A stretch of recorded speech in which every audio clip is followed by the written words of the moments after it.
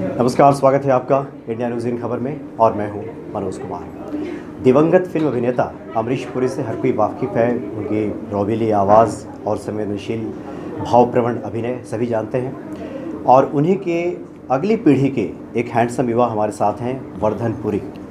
Grandson हैं अमरीश पुरी साहब के और इनकी भी एक फिल्म आ रही है, ये साली आशिकी। इसके बारे में हम बात करेंगे। आगामी 29 नवंबर को यह सिनेमा घरों में प्रदर्शित हो जाएगी, रिलीज़ हो जाएगी। इस फिल्म के बारे में हम इनसे बात करते हैं। पहले तो वर्धन आप बताएं जी कि अब तक तो हम लोगों ने सुना था मेरी प्यारी आशिकी जी, और ये आज जो आपकी मूवी आ रही है उसका नाम है ये साली आशिकी जी। यानी कोई ये कोई कमेंट्स है या फिर यूँ कहें कि कोई व्यंग्यात्मक फिल्म है क्या? सर, ये एक एटीट्यूड को दर्शाती है। अच्छा। जब एक इंसान मोहब्बत में होता है और जब उसका दिल टूटता है तो उसके अंदर कहीं ना कहीं एक एटीट्यूड आ जाता है, जब तक उसे फिर से मोहब्बत नहीं होती है। और उस एटीट्यूड का नाम है ये साली आशिकी। अच्छा। तो ये फिल्म कोई स्टेटमेंट नहीं है, ये एक एटीट्यूड है। और एटीट्यूड जो है वो परमानेंट नहीं होते, वो टेम्परेरी होते हैं, उनको बदला जा सकता है। तो हम बस यही कह रहे हैं कि अट्रैक्शन और लव के बीच में एक बहुत बड़ा अंतर होता है, उसको आप पहचानिए। और मोहब्बत में पड़ने से पहले ज़रा सावधानी बरतिए अपने पार्टनर को चूज़ करने में, क्योंकि एक पार्टनर आपकी ज़िंदगी को संवार भी सकती है और बिगाड़ भी सकती है। बिल्कुल सही कहा आपने। वैसे जो जहाँ तक हमें जानकारी मिली है कि ये कोई कॉमेडी थ्रिलर ये फिल्म आपकी आ रही है। कौन सी? ये जो आ रही है ये कॉमेडी थ्रिलर? हाँ, ये क्या है? ये क्या मूवी है? म्यूजिकल रोमांटिक थ्रिलर है। अच्छा, म्यूजिकल रोमांटिक ओके। जी। तो इसमें क्या दिखाने की कोशिश की गई इस मूवी में? इसमें बस हम यही मैसेज देना चाह रहे हैं, जैसे कि मैंने अभी कहा कि लव और अट्रैक्शन में एक बहुत बड़ा अंतर होता है, उसको आपको पहचानना होगा। और ये युवा पीढ़ी के लिए बहुत ही ज़रूरी फिल्म है। वो देखेंगे तो समझेंगे कि क्यों बनाना चाह रहे थे हम। और एंटरटेनमेंट के साथ साथ ये एक बहुत बड़ा मैसेज भी देती है। आपको आपके पार्टनर को चूज़ करने में ज़रा सावधानी बरतनी होगी, क्योंकि जैसे मैंने कहा कि एक गलत पार्टनर आपकी ज़िंदगी की बैंड भी बजा सकता है, जैसे बिल्कुल बिल्कुल। यानी आपके कहने का मतलब कि प्यार और आकर्षण, जी, इसके बीच की जो दूरी है या फिर इन दोनों को समझना आवश्यक है और इस फिल्म के माध्यम से ही आप दिखाने की कोशिश करेंगे।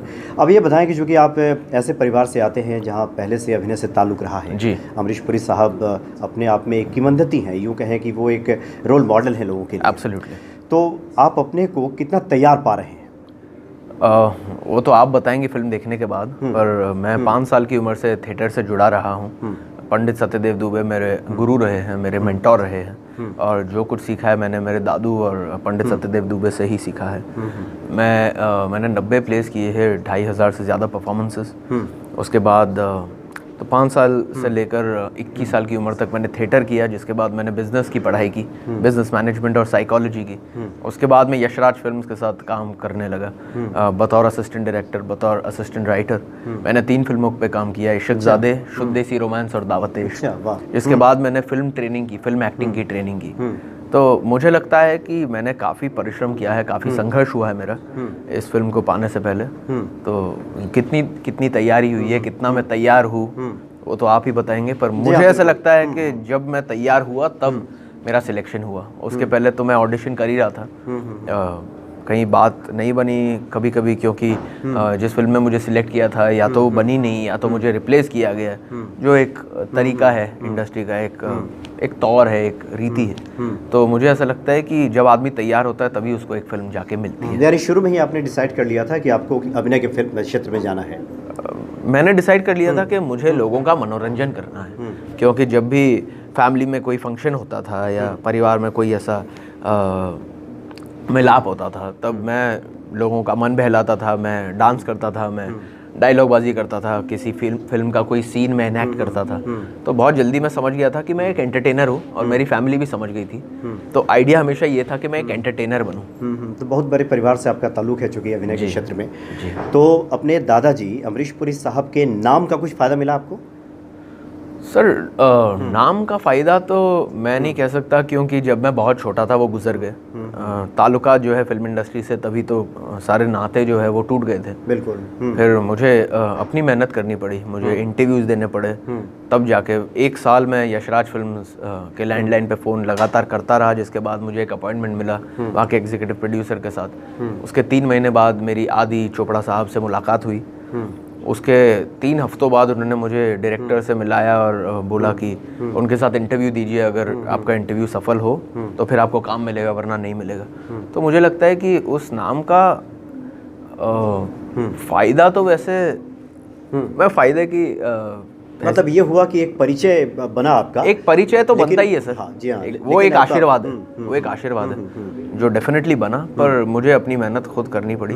और मुझे इस बात की खुशी है कि इस संघर्ष में इतना कुछ सीखने को मिलता है। अगर शायद आज दादू होते तो शायद मुझे इतने ऑडिशन नहीं देने पड़ते, इतने रिजेक्शंस का सामना नहीं करना पड़ता। तो मुझे ऐसा लगता है जो होता है अच्छे के लिए होता है, और ये भी दादू का एक आशीर्वाद है। अच्छा, ये साली आशिकी जो फिल्म बनी जी, इसका रिलीज डेट भी बढ़ाया गया। पहले इसका नाम शायद पागल जी जी इसका रखा गया था, बाद में इसको बदला गया। जी। इस फिल्म को के मिलने के पीछे कोई कहानी है क्या, कि आपको कैसे ये फिल्म मिली, या फिर किसी ने आपको कॉल किया, या फिर आप उस समय संघर्ष कर रहे थे, ये फिल्म आपके हाथ लगी? कोई कहानी इसकी है क्या? एक बहुत ही मज़ेदार कहानी है मनोज कुमार साहब। इसकी कहानी कुछ ऐसी है कि मैं एक फ़िल्म करने वाला था जो बनी नहीं थी, जिसके पीछे मैंने 6 महीने मेहनत की। उसके बाद फिर हौसला ज़रा सा डगमगा जाता है। उसके बाद मैंने सोचा कि चलो छोड़ो, ये नहीं हुआ, कुछ और होगा। फिर दूसरी एक भट्ट साहब की फ़िल्म थी जो होने वाली थी, जिसके पीछे मैं बहुत मेहनत कर रहा था, वो भी फिल्म नहीं बनी क्योंकि पद्मावत की कंट्रोवर्सी के बाद वो कोई हिस्टोरिकल फिल्म बनाना नहीं चाहते थे। फिर मैंने सोचा यार 2 फिल्में होने वाली थी, 2 साल मेरे बर्बाद हो गए, अब मैं क्या करूं। उस वक्त मुझे एक बात याद आई यश चोपड़ा साहब की। उन्होंने मुझसे एक बार कहा था कि जब भी तुम डेब्यू करो, याद रखना कि जिस तरीके से शाहरुख खान ने एक anti hero kind of character play किया था अपनी पहली फिल्म में, और जैसे डर में, दीवाना में, अंजाम में, बाजीगर में जिस तरीके के किरदार अदा किए थे, वैसा कुछ अगर आप करोगे, मुझे लगता है वो भी आप बखूबी निभा पाओगे। तो ये मेरे जहन में बात रह गई, और मैंने मेरे डायरेक्टर के साथ शेयर की, मेरे परिवार के साथ शेयर की, और उनको भी लगा कि यश जी की जो बात है वो उसमें बहुत दम है। तो मैं और मेरे डायरेक्टर चिराग जो है वो साथ में कुछ लिखने लगे। 3-4 महीने हमने स्टोरी लिखी, उसके बाद 14 महीने हमने उसके स्क्रीन प्ले पे गुजारा, तब जाके फिल्म लॉक हुई, फिर स्टूडियो मिला हमें, और वैसे ये फिल्म बनी है। तो पहले कास्टिंग इसकी हुई नहीं थी, पर मेरे डायरेक्टर को ऐसा लगा था एक वक्त पे कि यार मुझे लगता है कि तू इस कैरेक्टर में परफेक्टली फिट बैठता है। मैंने बोला था यार ये एक बहुत मुश्किल कैरेक्टर है, पहली फिल्म में मुझे नहीं लगता है इतना कुछ मुश्किल करना चाहिए। तो उसने बोला था मैं दावे के साथ कह सकता हूँ कि तू इसके लिए परफेक्ट है, बाकी तेरी मर्जी, पर मैं 100% श्योर हूँ।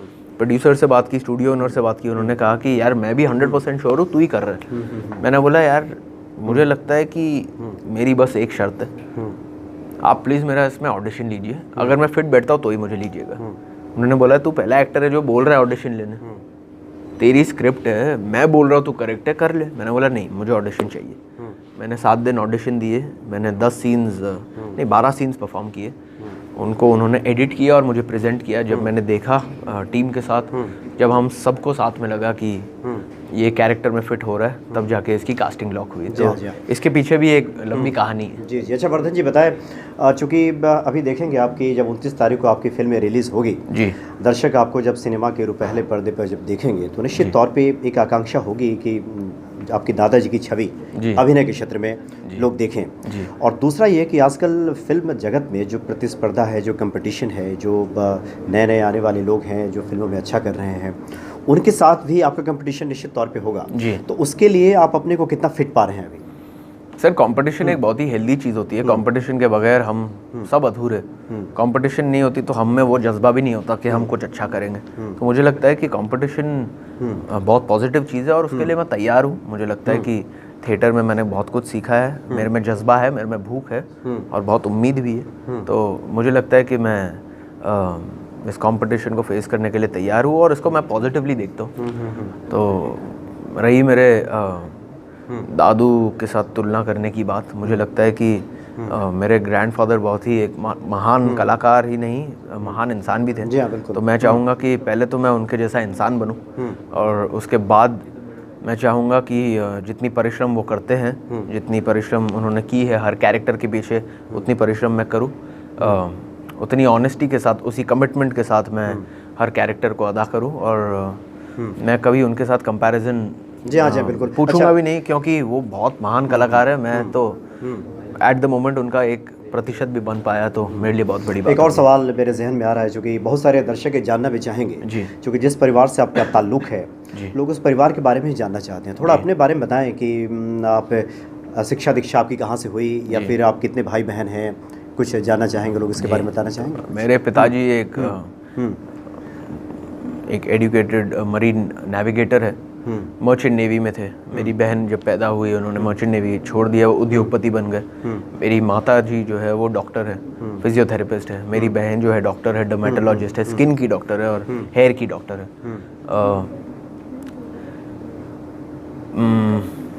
मेरी फैमिली में मेरे दादू के बाद फिल्मों में कोई नहीं आया, तो हमेशा से मुझे एक चीज़ की नॉलेज थी कि मैं आगे जाके एक एंटरटेनर ही बनना चाहता हूँ। तो मुझे लगा था कि एक दिन जाके दादू के साथ कभी काम करने का मौका मिलेगा, पर वो तो मुझे मिला नहीं। तो थिएटर के बाद थिएटर करते करते मैं जमुनाबाई नर्सिंग स्कूल जुहू में पढ़ाई भी कर रहा था, वहाँ भी थिएटर करता था, कल्चरल एक्टिविटीज़ करता था, वहाँ स्कूल को रिप्रेजेंट करता था।